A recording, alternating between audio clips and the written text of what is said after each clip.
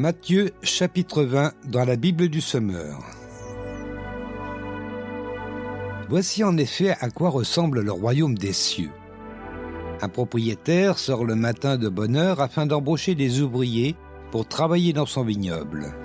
Il convient avec eux de leur donner comme salaire une pièce d'argent pour la journée.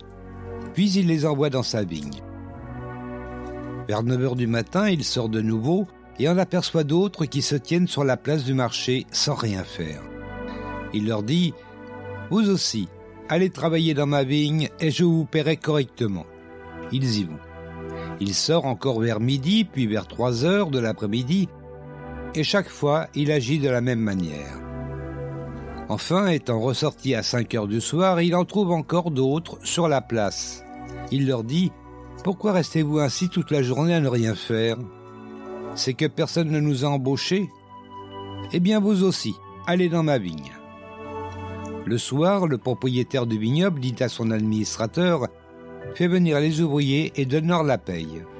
Tu commenceras par ceux qui ont été engagés les derniers, pour finir par les premiers. » Les ouvriers embauchés à 5 heures du soir se présentent d'abord et touchent chacun une pièce d'argent. Puis vient le tour des premiers engagés. Ils s'attendent à recevoir davantage, mais eux aussi touchent chacun une pièce d'argent. Lorsqu'ils la reçoivent, ils manifestent leur mécontentement à l'égard du propriétaire. « Ceux-là sont arrivés les derniers, disent-ils, ils n'ont travaillé qu'1 heure et tu leur as donné autant qu'à nous qui avons travaillé dur toute la journée sous la forte chaleur. » Mais le maître répond à l'un d'eux, « Mon ami, dit-il, je ne te fais pas le moindre tort. Une pièce d'argent, n'est-ce pas le salaire sur lequel nous étions d'accord ? Prends donc ce qui te revient et rentre chez toi. Si cela me fait plaisir de donner au dernier arrivé autant qu'à toi, cela me regarde. Ne puis-je pas disposer de mon argent comme je le veux ? Ou bien m'en veux-tu parce que je suis bon ? Voilà comment les derniers seront les premiers et comment les premiers seront les derniers. » Alors qu'il montait à Jérusalem, Jésus prit les 12 à part et leur dit en cours de route « Voici, nous montons à Jérusalem. Le Fils de l'homme y sera livré aux chefs des prêtres et aux spécialistes de la loi. Ils le condamneront à mort et le remettront entre les mains des païens pour qu'ils se moquent de lui, le battent à coups de fouet et le clouent sur une croix. Puis le 3e jour, il ressuscitera. » Alors la femme de Zébédée, la mère de Jacques et de Jean, s'approcha de Jésus avec ses fils. Elle se prosterna devant lui pour lui demander une faveur. « Que désires-tu » lui demanda-t-il. Elle lui répondit « Voici mes 2 fils. Promets-moi de faire siéger l'un à ta droite, l'autre à ta gauche dans ton royaume. » Jésus leur répondit « Vous ne vous rendez pas compte de ce que vous demandez ? Pouvez-vous boire la coupe que je vais boire ?»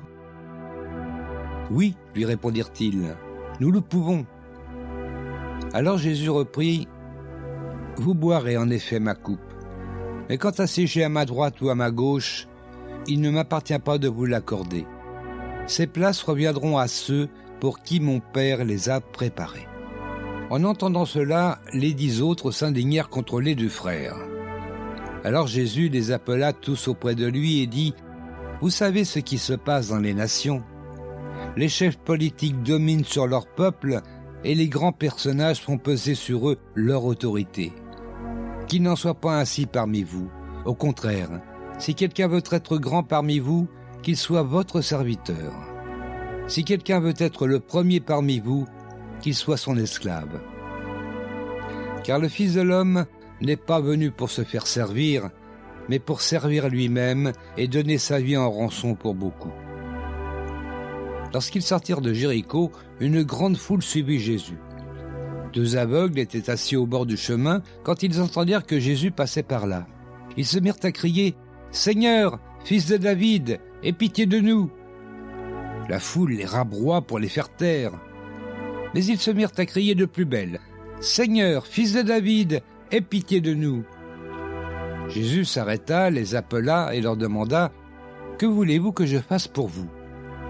« Seigneur, répondirent-ils, que nos yeux s'ouvrent. » Pris de pitié pour eux, Jésus leur toucha les yeux. Aussitôt, ils recouvrèrent la vue et le suivirent.